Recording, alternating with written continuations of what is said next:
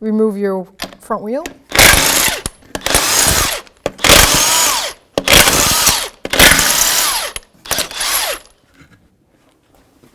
Dismount your caliper, 12mm socket or wrench, and remove the mounting sliding bolts.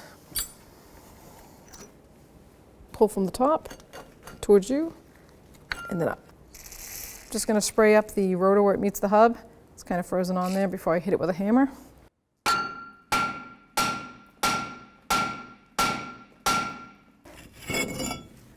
So now we can put our rotor on.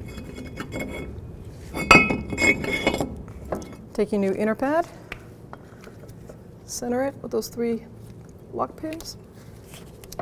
There you go. These 2 pins right here are going to line up with those holes in the caliper.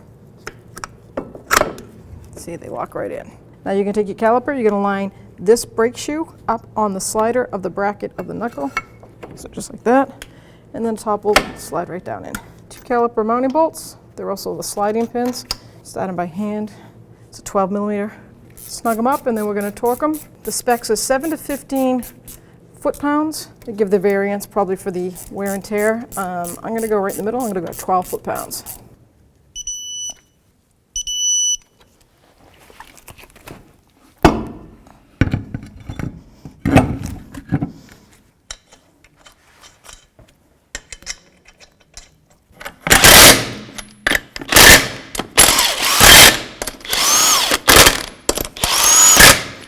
Torque the wheels to 100 foot-pounds.